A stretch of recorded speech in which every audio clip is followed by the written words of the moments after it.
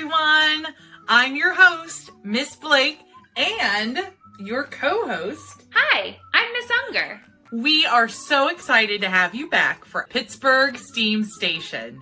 Today, we're going to bring you another exciting STEAM challenge.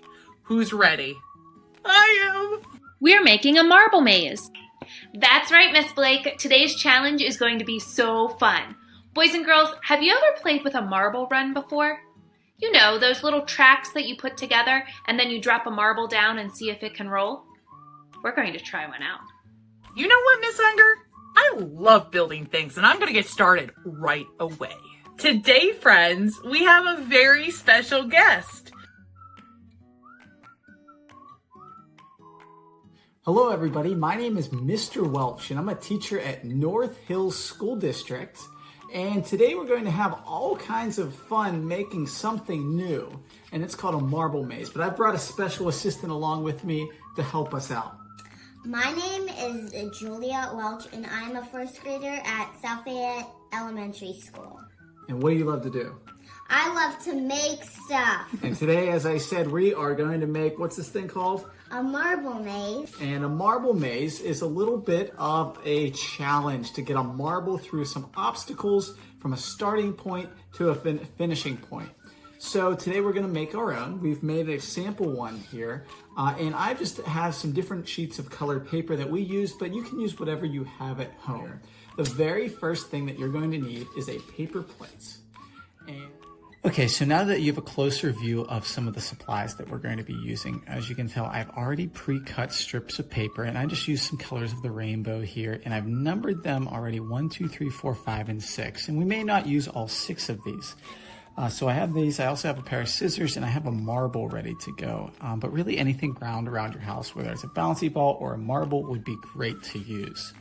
So Julia, the first thing I'm going to do is to write what down? Start. The word start. And this is just going to be a little bit of a marker of where your challenge is going to start. I'm going to take my plate actually, and I'm going to flip it over to the back side. So my starting point was all the way up here. I'm just going to make a little dot down here. And this is going to be my ending point. I'm going to pick up my pair of scissors. I'm going to put a little bit of a folder here. And Julia, what should I do next? Cut the hole out. So I'm going to, just like Julia said, I'm just going to make a little cut here and just do the best that I can here, especially depending on what kind of plate that you're using. Some might be easier to cut out. And I just need to make some kind of opening here.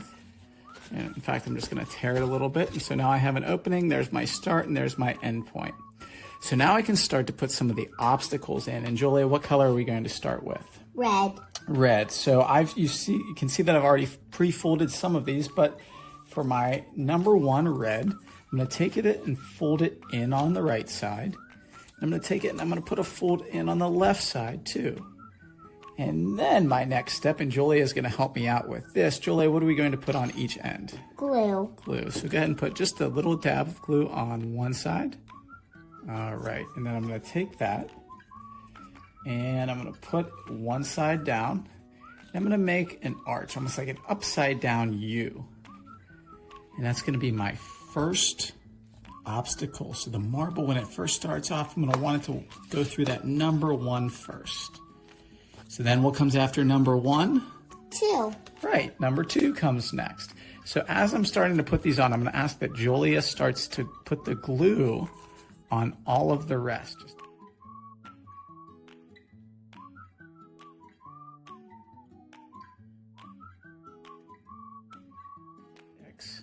And if I would want to, I could even map this out just to help somebody that's using it, just to know what's the path that they should be going with their marbles. So here I go. I got it through number 1. Now I'm going to go through number 2. And you're going to try and do all of the rest of it. That was a lot of fun. That was a lot of fun. And I hope that you have a lot of fun making your marble maze and trying to get it through the path to become a winner using your own marble maze. Have fun. Wow, thanks for sharing this great activity with us. Boys and girls at home, can you make one of these too? Well, friends, I hope you learned a lot of new things this week. We are so excited to see you next week. Share, retweet, And let us know if you would like to be a guest host on the Pittsburgh Steam Station